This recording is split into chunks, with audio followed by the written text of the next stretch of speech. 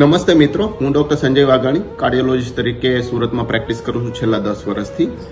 આપણું day to day એક્ટિવિટીમાં લાઈફમાં ઘણા બધા સ્ટ્રેસ હોય છે, મેન્ટલ સ્ટ્રેસ હોય છે, ફિઝિકલ સ્ટ્રેસ હોય, તેનાથી આપણી બોડીમાં ફ્રી રેડિકલ્સ જનરેટ થતા હોય છે, એટલે કે નુકસાનકારક અમુક તત્વો પેદા થતા હોય છે, જેના લીધે આપણી એજ પ્રોસેસ ફાસ્ટ થતી હોય છે, ઇમ્યુનિટી ડાઉન થતી હોય છે અને શરીરમાં ઘણા બધા રોગો આવતા હોય છે. તેમાંનો એક હાર્ટ ડિઝીઝ પણ પ્રોગ્રેસ થતો હોય છે. તો આ બધા રોગોની સામે રક્ષણ માટે કુદરતે એક સિસ્ટમ ગોઠવેલી છે, એન્ટીઓક્સિડન્ટ. પણ એન્ટીઓક્સિડન્ટ પ્રોપરલી એન્ટીઓક્સિડન્ટ આપણી બોડીમાં મળી રહે તેના માટે ઘણા બધા તત્વોની જરૂર પડતી હોય છે, જે આપણને ડાયટમાંથી અને એક્સરસાઇઝમાંથી ને એવી રીતે મળતા હોય છે, ઊંઘમાંથી પણ મળતા હોય છે. તો આ એન્ટીઓક્સિડન્ટ જે શરીરને જરૂર પડે છે, જે રોગોની સામે રક્ષણ આપે છે, તે હંમેશા પૂરતા પ્રમાણમાં નથી હોતા. તેના માટે ઘણા બધા એવા માઇક્રોન્યુટ્રિયન્ટ્સ અને ટ્રેસ એલિમેન્ટ્સની જરૂર પડતી હોય છે કે જે આપણા ડે ટુ ડે ડાયટમાં નથી મળતા. પરંતુ અને સાથે સાથે આપણો ડાયટ અત્યારે એટલો હેલ્ધી રહ્યો પણ નથી.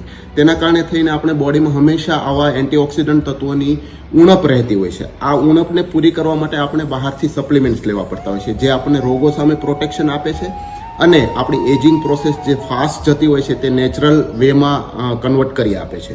તો આ એન્ટીઓક્સિડન્ટના ભાગરૂપે આપણે જે સપ્લિમેન્ટ્સ લેવામાં આવે છે તેમાં માર્કેટમાં ઘણા બધા તત્વો, ઘણા બધા સપ્લિમેન્ટ્સ અવેલેબલ હોય છે, પણ બધા જેન્યુન નથી હોતા. અને અમુક જેન્યુન જે સપ્લિમેન્ટ્સ હોય છે તે આપણે લઈએ તો આપણને ખરેખર એનો બેનિફિટ મળતો હોય છે. આ એડેડ એડવાન્ટેજ માટેનું છે. આ રૂટીન જે ડે ટુ ડે લાઈફમાં આપણે જે દવાઓ ચાલતી હોય અથવા તો જે કંઈ ટ્રીટમેન્ટ ચાલતી હોય એ કર્યા પછી આપણે જે સપ્લિમેન્ટ્સ લેવા પડે છે એના માટે થઈને અમુક કંપનીઓ, સારી કંપનીઓ છે, જેમાંની એક આ ઇન્ડ્યુસિવા કરીને કંપની છે, જેનું એક આઈપલ્સ છે, જે અકાઈ બેરી નામના બેરીમાંથી તેનું એક્સ્ટ્રેક્ટ કાઢીને એક જ્યુસ બનાવે છે. તે આપણે ડેલી એક ચમચી કે એક પેલું બાઉલ આ લઈ શકીએ. તો એનાથી આપણને થોડો બોડીમાં એન્ટીઓક્સિડન્ટ્સ મળતા હોય છે. અને એક એમની કોફી છે, એ પણ સારી છે. આ પર્સનલી હું યુઝ કરું છું અને મને થોડું સારું લાગે છે. એટલા માટે આ એક વસ્તુ એવી છે કે જે આપણે એને સપ્લિમેન્ટ તરીકે યુઝ કરી શકીએ. પરંતુ એક વસ્તુ ખાસ ધ્યાનમાં રાખવા જેવી છે કે આનાથી કોઈ રોગ મળતા નથી. આ ખાલી ને ખાલી આપણા બોડીમાં જે સપ્લિમેન્ટ્સની જરૂર હોય છે અને જે સપ્લિમેન્ટ્સ ઘટતા હોય છે એ એડ કરવા માટે થઈને છે.